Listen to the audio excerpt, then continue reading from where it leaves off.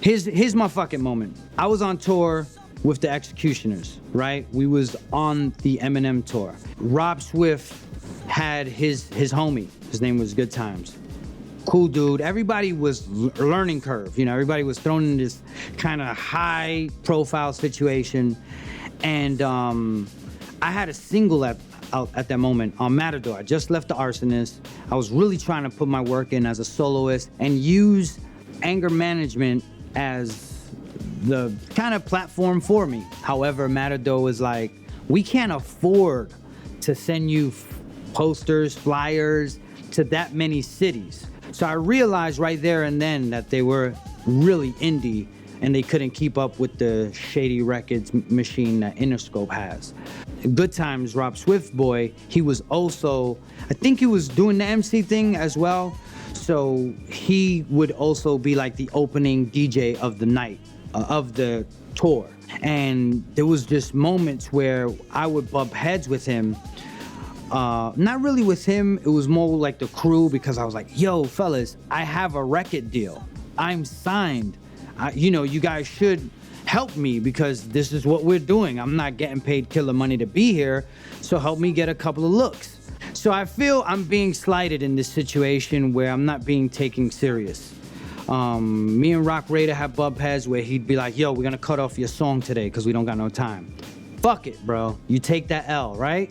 In hip hop, you do some things and you kind of realize you're gonna take crazy L's. So everything is gonna be a fuck it moment.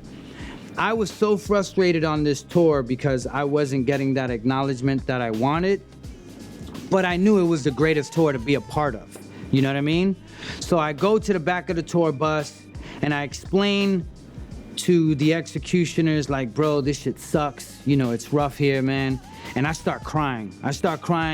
This is the biggest tour in my career and I'm feeling like shit. I think it's the first time I ever cried on a tour. And I knew right there and then that my name wasn't on the bill. I knew right there and then that I was just the hype man, that I was kind of the hired help in that situation. Away from Rob Swift's homie, away from Rock Raider telling me I couldn't do the song, I knew I was there to make sure the Executioners looked right.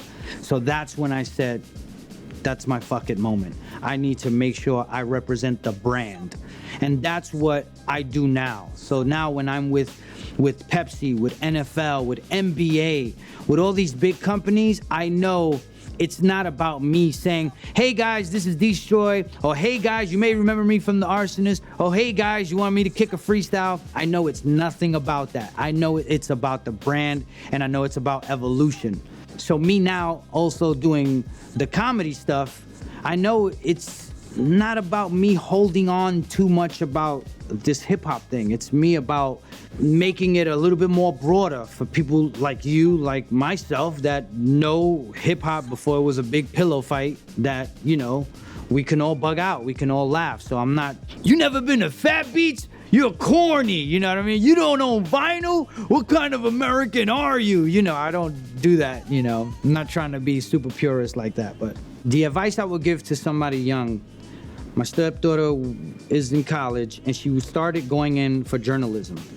And I explained to her how that platform of print was going. Of course, there's blogs, of course, there's online platforms that she could get on, but I knew the world was shrinking. So she went into marketing. So, you know, I got her with Red Bull. Now she hustled herself to work for Anheuser-Busch. So she got it. You know, she had something she was passionate about, fashion. She used to draw her own little dresses. She used to put it all together. And I realized that I came in love with hip hop. Now it's different. Now as a business is extremely different. If somebody tells me that they want to be a rapper, I don't encourage it. Art, I do encourage people to be creative, to let something escape. But if they're like, nah, I know I have 2 kids, but I'm a hustle and, you know, I'm gonna come up and I'm gonna sell my CD on the streets, like if it's a friendship bracelet or something like that. I know that I can't be in my heart telling a kid, be a rapper, you're gonna get signed, it's gonna pop off. Whatever happened to me, it's gonna be even better for you. Cause, you know, I came in as a young kid. I came in doing boom bap hip hop with guys who knew what graffiti, b-boying, DJing, MCing was. We danced on stage, we rapped on stage, we DJ'd on stage, we did graph, we did everything. So we didn't reach a high place. You know, was there a place for us in the game? I don't know. But I do know that I had a blast doing it, and I don't know if that is something that someone else could attain. It definitely got smaller. So if you wanna rap, if you wanna produce, understand someone else is gonna do it holding a cowbell, because even the DJ game is crazy. And so my advice, if you wanna step in media, do it because you're passionate about it. Do it because you have something to offer. Don't do it because you can do it. Do it because you really have something that you care about, you love, and you wanna leave something, because that's where it's really at. When it's something you can do till 6 o'clock in the morning, because I used to talk about KRS-One and all this craziness forever because I was very passionate about it. And now I'm fortunate because I'm in meetings with high profile companies where they're like, yo, I got all the Arsonist stuff on vinyl. And then they walk away and I'm like, that's really cool, you know what I mean? Didn't really attain any wild success. We didn't have any crazy features, but he remembers or she remembers. And that's a great thing, you know?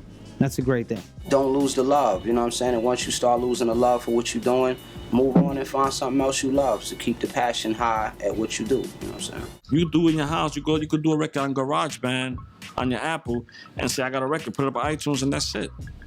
Mediocrity is accepted now, and that's the biggest issue that I see. There is no true blood, sweat, and tears that goes into a lot of this thing. To see him coming, I'm still thinking that's some sound guy or whatever, and he's going, and I go, huh? And he just stole on me. Pop and clocked me like right around here. He got me good. Because my brother wouldn't rush to come back home because he knew I couldn't use the turntable. So he would stay away all day. I got mad time to practice.